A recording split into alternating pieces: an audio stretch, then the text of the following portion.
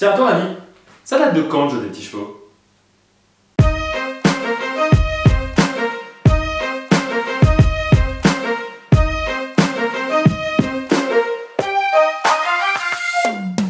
Le jeu des petits chevaux est un des grands classiques de nos jeux nationaux. Je suis sûr que tu y as déjà joué. Obligé. Ah, on le trouve partout lui, hein. Il est vendu encore aujourd'hui dans plusieurs magasins, souvent sous la forme de coffrets regroupant plusieurs jeux. Mais bon, tu sais de quoi je parle, t'en as un chez toi. Mais alors mes chers amis, à quand remonte l'invention de ce jeu de cheval? Ben moi je sais. Bah sinon je fais pas cette vidéo. Au tout début, aux origines de ce jeu, on est ici, en Inde. L'histoire se passe en Inde. C'est pas moi qui suis allé tourner en Inde. Ce serait complètement con. Tout commence au 5e siècle après Jésus-Christ avec le jeu du Pachisi.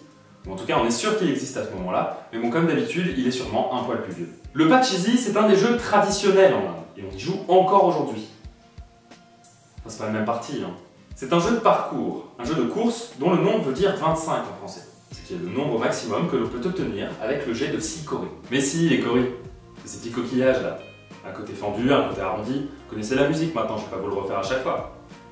Les combinaisons différentes, les ancêtres des dés, bon, vous connaissez. Petite particularité supplémentaire qui dénote un peu avec nos jeux français, on joue dans le sens inverse des aiguilles d'une montre. Ouais bon, ok, c'est pas fou comme particularité.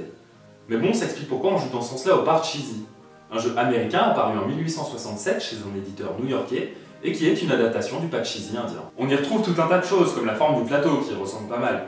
Les coris ont disparu au profit des dés, dommage, c'était marrant, et il faut faire un 5 pour sortir des maisons et intégrer le parcours. Oui, oui, un 5. Un 5, et non pas un 6. Ça, c'est apparu avec le Ludo britannique, un jeu qui est sorti en 1896 pour la première fois, et qui est un dérivé de ces deux jeux. D'ailleurs, on a gardé les dés, et on joue dans le sens des aiguilles d'une montre. Bon, faisons le point. Quand on regarde les règles du Ludo et même le plateau, on se rend compte qu'on est déjà vachement proche du jeu des petits chevaux. Alors pourquoi est-ce qu'on n'en a jamais entendu parler dans ce cas? Alors que tu as joué des centaines de fois au jeu des petits chevaux chez mamie. Eh bien ça, c'est une excellente question, et je te remercie de me l'avoir posée, car c'est exactement le sujet de cet épisode. Le jeu des petits chevaux est un jeu français, qui aurait été édité la première fois en 1936. Toi, tu pensais que ça datait du Moyen-Âge. Les chevaux, le bois, tu te dis ça sent le chevalier bourré à la taverne. Eh ben, pas du tout. 1936. Léon Blum, les projets payés, les petits chevaux. À cette époque-là, on ne joue pas trop au Ludo en France, alors qu'il existe déjà pourtant depuis 40 ans. Je rappelle que c'est un jeu anglais. Mais le jeu est quand même plutôt pas mal, les règles sont simples et amusantes, alors on a quand même piqué l'idée à nos chers voisins d'outre-Manche. On trouve plusieurs jeux dont les règles sont sensiblement les mêmes, à 2-3 détails près, comme un qui s'appelle la course aux couleurs et qui a plutôt bien marché semble-t-il, et une édition du Parcheesi, le jeu américain dont je vous parlais un peu plus tôt. Et un jeu tout pareil que les autres, sauf que les pions sont des chevaux. Et là, carton plein, le jeu déchire sa race et cartonne encore aujourd'hui presque 100 ans plus tard. Mais pourquoi? Après mes recherches, j'ai formulé deux hypothèses. La première, le jeu possède une super variante dans les détails qui changent des autres jeux, ce qui le démarque et attire les foules. En l'occurrence, la numérotation des cases qui permettent de monter au ciel, le centre du plateau. Bon, on va pas se mentir, c'est pas fou comme variante. D'autant que selon les époques et les éditions, c'est pas toujours là. Deuxième hypothèse, c'est les chevaux qui font tout. Bah ouais, parce que ça c'est toujours là.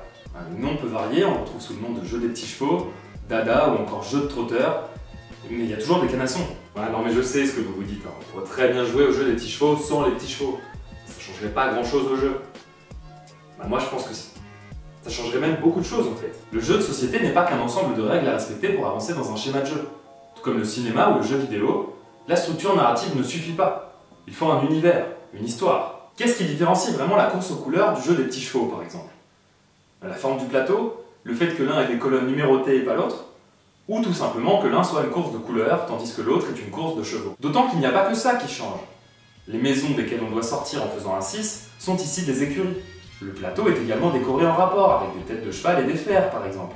C'est à ce moment-là que se crée l'univers et que vient l'envie de jouer. En bref, l'univers du jeu c'est très important. Et la preuve que ça marche, c'est que tu pensais que ça datait du Moyen-Âge. Aujourd'hui, les éditeurs de jeux l'ont très bien compris. Et l'exemple des petits chevaux est aujourd'hui très banal dans le système d'édition des jeux contemporains. Un jeu peut évoluer avec son univers dès sa conception. Prenons un habit par exemple, dont on parlait la semaine dernière. Au fond, c'est un jeu de cartes que l'on tient à l'envers et dont le but est d'empiler les cartes dans l'ordre et par famille. Mais bon, faut reconnaître que dit comme ça fait pas franchement rêver. Alors qu'un jeu où le but est de faire le plus beau feu d'artifice du monde avec une échelle dans le thème et des dessins magnifiques dans le style japonais, bah c'est tout de suite plus sympa. D'ailleurs, même les règles les plus basiques sont adaptées à l'univers. Souvenez-vous, au Hanabi, celui qui commence n'est pas le plus jeune, mais celui qui est le plus coloré. Bien entendu, l'importance de cet univers peut varier énormément d'un jeu à un autre. Par exemple, dans un jeu de cartes comme la belote, l'univers et l'immersion sont quasiment inexistants, alors qu'à l'inverse, dans les escape games, l'immersion est totale. Et d'ailleurs, plus on est dans le jeu, au sens très littéral, mieux on arrivera à résoudre les énigmes. Franchement, vous imaginez un escape game écrit noir sur fond blanc, avec des cadenas à ouvrir grâce à des formules retrouvées sur des petits papiers? On n'appellerait pas ça un escape game, on appellerait ça un cours de maths. Allez, si le cœur vous en dit, vous pouvez toujours essayer de résoudre l'escape game à tout pic. Il paraît que si on s'abonne, une pièce mystérieuse va s'ouvrir. Celle-là peut-être.